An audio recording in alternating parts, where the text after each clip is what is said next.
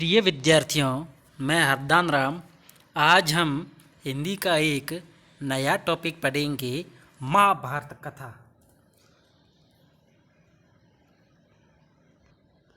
कक्षा 7th में कुल 2 किताबें। पहली किताब है वसंत भाग 2 और दूसरी है बाल महाभारत। आपने पिछली क्लास में यानी क्लास 6 में आपने बाल रामायण पढ़ी थी और जिसके रचयिता थे महर्षि वाल्मीकि। और इस सत्र में आप पढ़ेंगे बाल महाभारत और जिसके रचनाकार है महर्षि वेदव्यास जी। तो आज हम बाल महाभारत का पहला चैप्टर पढ़ेंगे, महाभारत कथा। क्या नाम है? महाभारत कथा। इस महाभारत कथा में महाभारत की समरी दी गई है, पात्रों के बारे में थोड़ी सी चर्चा की गई है, उनको हम आज पढ़ते हैं।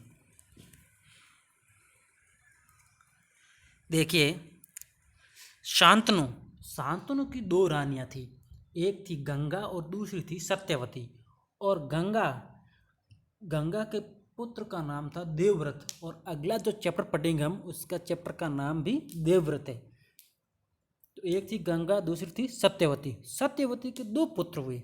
एक का नाम था चित्रांगन और दूसरा का नाम था विचित्रवीर्य।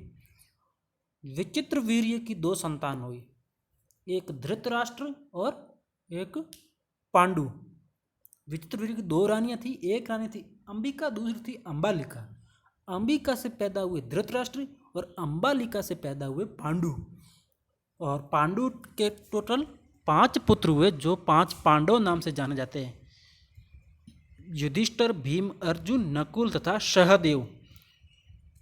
और पांडु की 2 रानियां थी, कुंती और माद्री। और धृतराष्ट्र की रानी थी गांधारी।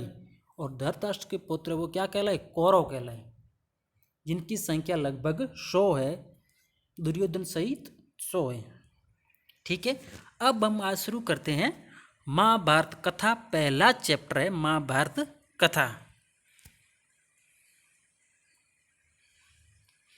महाभारत की कथा महर्षि पराशर के कीर्तिमान पुत्र वेदव्यास ने की। महाभारत की कथा की रचना किसने की? वेदव्यास ने की।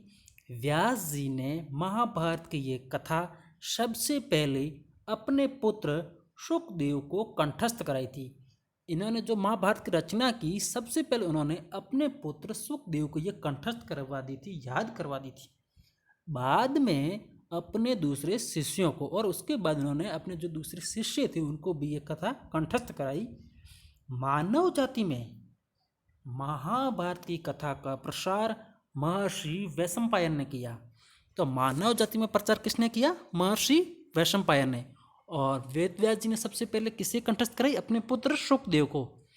और जो वैशंपायन थे वो कौन थे? इनके शिष्य थे। वैशंपायन व्यास जी की प्रमुख शिष्य थे। ऐसा माना जाता है कि महाराजा परीक्षित के पुत्र जन्मेजय ने एक बड़ा यज्ञ किया। किसने किया? जन्मेजय ने। इस महायज्ञ में सुप्रसिद्ध पौराणिक सूत भी मौजूद थी। और सूत जी ने समस्त ऋषियों की एक सभा बुलाई और महर्षि शौनक इस सभा के अध्यक्ष हुए। और इस सभा के अध्यक्ष कौन थे? जो प्रसिद्ध यज्ञ हुआ, बड़ा यज्ञ हुआ, उसके अध्यक्ष कौन थे? महर्षि शौनक। सूत जी ने ऋषियों की सभा में महाभारत की कथा प्रारंभ की। महाराजा शांतनु के बाद उनके पुत्र चित्रांगद हस्तिनापुर की गद्दी पर बैठे। तो महाराजा शांतनु हैं, उनके बाद राजगद्दी पर कौन बैठे? चित्रांगन बैठे। उनके टोटल कितने पुत्र थे शांतनु के?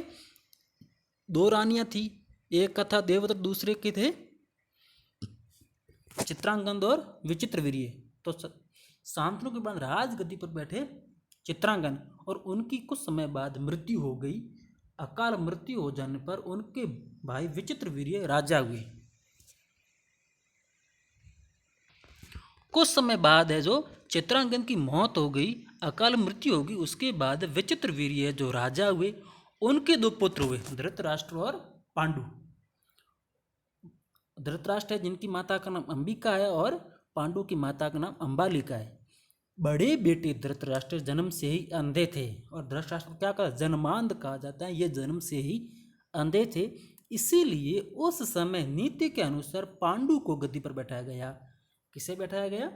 पांडु को बैठाया गया। बैठाना तो धृतराष्ट्र को था, बड़े वह थे, लेकिन नहीं बैठाया क्योंकि धृतराष्ट्र जन्म से ही अंधे थे। इसीलिए पांडु को है जो राजगद्दी पर बैठाया गया। हस्तिनापुर की का राजा कौन हो गए? हस्तिनापुर के पांडु हो गए।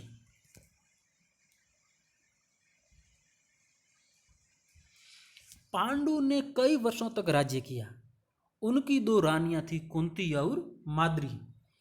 कुछ समय राज्य करने के बाद पांडु अपने किसी अपराध के प्रायश्चित के लिए तपस्या करने जंगल में गए। उन्होंने कई वर्षों तक राज्य किया। उनकी दो रानियां भी थी, कुंती और माद्री, और अपने अपराध को प्रायश्चित करने के लिए कुछ समय के लिए वे जंगल चले गई। उनकी दोनों रानियां भी उनके साथ ही गई। वनवास के समय कुंती और माद्री ने 5 पांडवों को जन्म दिया। जब वो वनवास गए पांडु, तो वह वनवास में ही कुंती और माद्री ने 5 पुत्रों को जन्म दिया, 5 पांडवों को जन्म दिया। कुंती ने 3 पुत्रों को जन्म दिया, युधिष्ठिर, भीम और अर्जुन, तथा माद्री ने 2 पुत्रों को दिया, नकुल और सहदेव। कुछ समय बाद पांडु की मृत्यु हो गई। 5 अनाथ बच्चों का वन के ऋषि मुनियों ने पालन पोषण किया। तो कुछ समय बाद है जो पांडु की मृत्यु हो गई, उसके बाद जो वन के अंदर जो ऋषि मुनि रहते थे, उन्होंने है जो 5 पांडवों का है वो पालन पोषण किया, पढ़ाया लिखाया। जब युधिष्ठिर 16 वर्ष के हुए तो ऋषि मुनियों ने 5 कुमारों को हस्तिनापुर ले जाकर पितामह भीष्म को सौंप दिया। जब युधिष्ठिर 16 वर्ष के हो गए, युधिष्ठिर सबसे बड़े थे, जब इनकी आयु 16 वर्ष होगी तो जंगल के जो ऋषि मुनि थे उन्होंने 5 पांडवों को किसको सौंप दिया? भीष्म को सौंप दिया। 5 पांडव बुद्धि से तेज और शरीर से बली थे। जो 5 पांडु थे, युधिष्ठिर, अर्जुन, भीम, नकुल और सहदेव, 5 वो तेज थे, शरीर से बली थे, बलवान थे, उनकी बुद्धि प्रखर थी, मधुर स्वभाव से सबको मोह लिया करते थे। यह देखकर धृतराष्ट्र के पुत्र कौरव उनसे जलने लगे। जो धृतराष्ट्र है कौन? पांडु का भाई। तो उनके पुत्र है वो जलने लगे, क्योंकि जो 5 पांडु थे ये क्या थे? इन शरीर में भी बलवान थे, प्रखर बुद्धि वाले थे, मधुर स्वभाव थे। इसीलिए जो धृतराष्ट्र के पुत्र जलने लगे, उन्होंने पांडवों को तरह तरह से कष्ट पहुंचाना शुरू किया। ये थे 5 पांडु।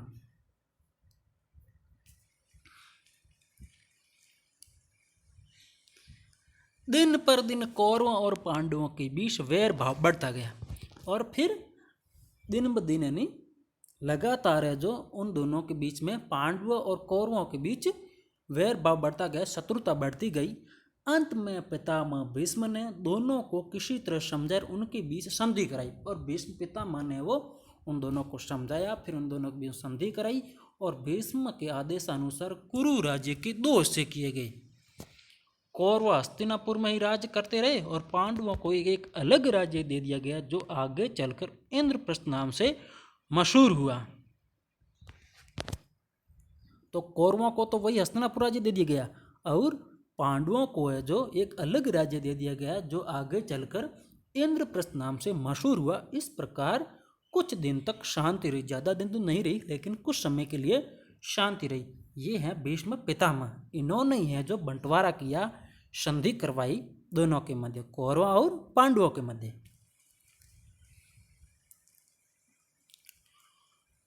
उन दिनों राजा लोगों में चौसर खेलने का आम रिवाज था। चौसर खेल का नाम है। ये खेलने का एक आम रिवाज था। राज्य तक की बाजियां लगा दी जाती थी। राज्य तक दान देने के लिए, हड़पने के लिए बाजियां लगा दी जाती थी, शर्तें लगा दी जाती थी। इस रिवाज के मुताबिक एक बार पांडवों और कौरवों ने चौपड़ खेला। क्या खेला? पांडवों, 5 पांडु और कौरव, उन सबों ने एक चौपड़ खेला, खेल खेला। कौरवों की तरफ से कुटिल शकुनी खेला। जो कौरव थे, कौरव की तरफ से कौन खेला? कुटिल शकुनी नाम का कौरव था, वह खेला, और उसने युधिष्ठिर को हरा दिया। युधिष्ठिर कौन था? पांडु था, सबसे बड़ा यही था। इसके फलस्वरूप पांडवों का राज्य छीन गया, क्योंकि युधिष्ठिर हार गया, इसलिए पांडवों ने जो राज्य है वो इनसे छीन लिया, जबरदस्ती हड़प लिया। और उनको 13 वर्ष का वनवास भोगना पड़ा। उसमें एक शर्त यह थी कि 12 वर्ष के वनवास के बाद 1 वर्ष अज्ञातवास करना होगा, उसके बाद उनका राज्य उन्हें लौटा दिया जाएगा। तो कौरवों ने क्या क्या ये खेल खेला? कौन सा खेल? चौसर का खेल खेला। इस खेल के अंदर पांडव हार गए, युधिष्ठिर हार गए। तब उन्होंने ये कहा कि अब आपको 13 वर्ष के लिए वनवास जाना पड़ेगा।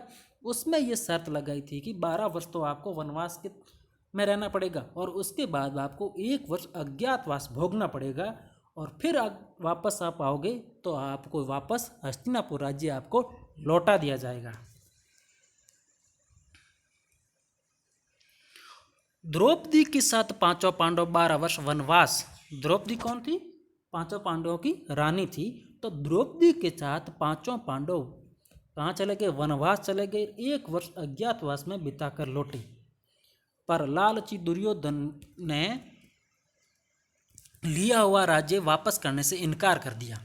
जब वो वापस लौटे द्रौपदी और पांचों पांडव, तब दुर्योधन ने जो हस्तिनापुर राज्य देने से इनकार कर दिया, मना कर दिया। अतः पांडवों को अपने राज्य के लिए लड़ना पड़ा। युद्ध में सारे कौरव मारे गए। तब पांडव उस विशाल साम्राज्य के स्वामी हुए। तो दुर्योधन ने क्या कर दिया? इनकार कर दिया। जब इनकार किया तब दोनों के बीच में युद्ध हुआ, लड़ना पड़ा, और युद्ध के अंदर कौरव सभी हार गए और पांडव है जो जीत गए, और फिर है जो हस्तिनापुर के राजा बन गए। इसके बाद 36 वर्ष तक पांडवों ने राज्य किया। कितने वर्ष तक किया? 36 वर्ष तक। और फिर अपने पोते परीक्षित को राज्य देकर द्रौपदी के साथ तपस्या करने हिमालय चले गए। संक्षेप में यही महाभारत की कथा है। शॉर्ट में है जो समरी यही है। 36 वर्ष तक राज्य किया, फिर पांडु है जो द्रौपदी के साथ कहाँ चले गए? हिमालय पर्वत, वहाँ चले गए, और राज्य दे दिया अपने पोते परीक्षित को दे दिया। और संक्षेप में महाभारत की कथा यही है। और इसके बाद में अपन नेक्स्ट चैप्टर पढ़ेंगे देवव्रत। चलिए इसके कुछ अभ्यास प्रश्न देख लेते हैं। पहला प्रश्न है, महाभारत की कथा किसकी देन है? तो महाभारत की कथा महर्षि पराशर के कीर्तिमान पुत्र वेदव्यास की देन है। तो महाभारत की कथा के रचनाकार कौन है? वेदव्यास। दूसरा प्रश्न है, सूत जी द्वारा बुलाई गई सभा के अध्यक्ष कौन थे? तो सूत जी द्वारा बुलाई गई सभा के अध्यक्ष कौन थे? महर्षि शौनक। तीसरा प्रश्न है, महाराजा शांतनु के बाद किसको हस्तिनापुर की गद्दी मिली? तो महाराजा शांतनु के बाद उनके पुत्र चित्रांगन को हस्तिनापुर की गद्दी मिल गई, और चित्रांगन की अकाल मृत्यु हुई। उसके बाद है जो विचित्रवीर्य राजा बन गए। विचित्रवीर्य के 2 पुत्रों के नाम लिखिए। तो विचित्रवीर्य के 2 पुत्र थे, धृतराष्ट्र और पांडु। और धृतराष्ट्र की माता का नाम था अंबिका, और पांडु की माता का नाम था अंबालिका। पांडु की कितनी रानियां थी, उनके नाम लिखिए। तो पांडु की 2 रानियां थी, कुंती और माद्री। और कुंती ने 3 पुत्रों को जन्म दिया, युधिष्ठिर, भीम, अर्जुन, तथा माद्री ने 2 पुत्रों को जन्म दिया, नकुल और सहदेव। पांडु के कितने पुत्र थे, नाम लिखिए। तो पांडु के टोटल 5 पुत्र थे, युधिष्ठिर, भीम, अर्जुन, नकुल तथा सहदेव। ये थे कुंती के पुत्र। इनकी माता का नाम कुंती था। युधिष्ठिर, भीम, अर्जुन, इनकी माता का नाम कुंती। नकुल तथा सहदेव, इनकी माता का नाम था माद्री।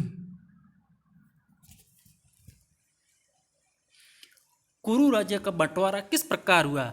कुरु राज्य के 2 हिस्से किए गए। जब ऋषि मुनि है इनको पांडवों को लेकर आ गए थे भीष्म पितामह के पास, और ये बहुत ही क्या थे? प्रखर बुद्धि वाले थे, शक्तिशाली थे। इससे जो कौरव है वो जलने लगे। तब है जो भीष्म पितामह ने वो इनसे संधि करवाई, कहा कि कौरव हस्तिनापुर में ही राज करते रहे, जो कौरव है वो कहाँ रहेंगे, हस्तिनापुर में, तथा पांडवों को एक अलग राज्य दे दिया गया जो आगे चलकर इंद्रप्रस्थ नाम से मशहूर हुआ, प्रसिद्ध हुआ। कौरव और पांडवों में युद्ध का क्या कारण था?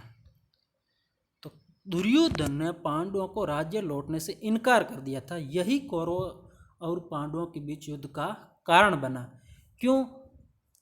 क्योंकि सबसे पहले तो एक खेल खेला गया, चौसर का खेल। उस खेल के अंदर पांडव हार गए थे, युधिष्ठिर हार गए। तब उन्होंने पांडवों को 13 वर्ष का वनवास दे दिया गया और बोला कि वापस आएंगे तब आपको राज्य लौटा दिया जाएगा।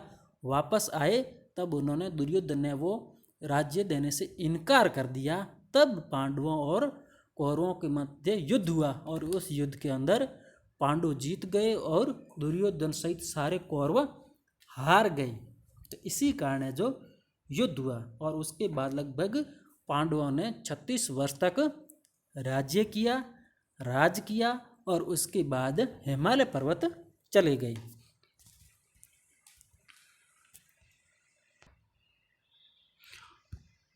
ओके, थैंक यू बच्चों। अगर आपको मेरा ये वीडियो पसंद आया है तो लाइक और शेयर ज़रूर करें तथा इसी प्रकार के अन्य वीडियो पाने के लिए मेरे यूट्यूब चैनल हिंदी शिक्षण मंच को सब्सक्राइब करना ना भूलें। Thank you.